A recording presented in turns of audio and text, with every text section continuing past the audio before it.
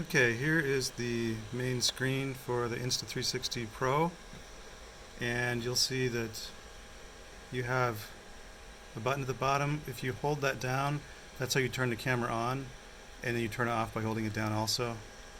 Um, you can move through the different settings by pushing this arrow, and so you'll see that there's something that looks like a movie camera in the middle, and then there's a regular camera. So the regular camera is still mode for still shots, and the video camera is for the video shot. If you go down here to the gear, you see you have a bunch of different settings, and the one that we want to look at here is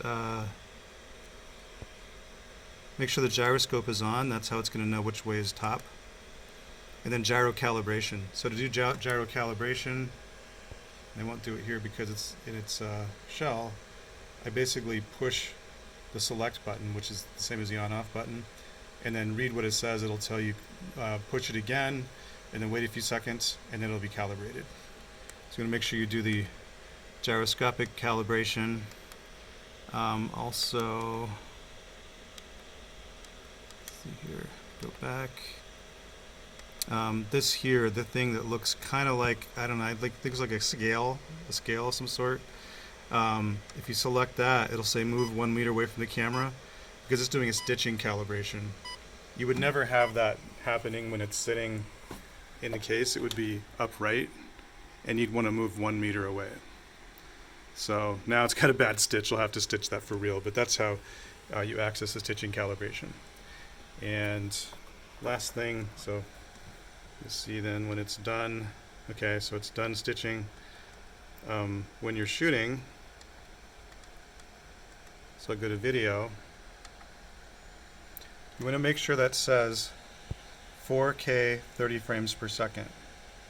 If it doesn't, you keep hitting the arrow key, and you'll see now it says it says customize. Here we have 8K 30 frames per second,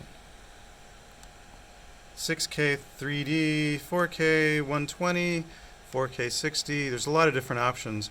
The one we're going to use is 4K 30 frames per second. So make sure that you use that, and then if you do experiment with some of the other settings, make sure you switch it back to 4K 30 frames per second. I can tell you that the SD cards that are in here, I noticed when we shot at 8K by accident, they have a hard time capturing everything. You need an even faster SD card than what's in there. So that's pretty much it. Around back, you can then see we have, this is where the battery is. It's charging, and that's where the SD card is. So when you're done with your footage, you basically push the SD card, it comes out, you can put it into a computer, copy the files over, and then go through the process they showed for stitching. The battery, it's charging right now, so you won't take it out, but these kits should all have a second battery. I don't see one in this kit, so I need to actually report that. But there should be a spare battery in there as well. I recommend as soon as you check this out that you charge the battery that's in there, and then do the same with the battery, with the spare battery. So switch them out, and so they're both charged, then you can swap them in and out. So that's the Insta360 Pro.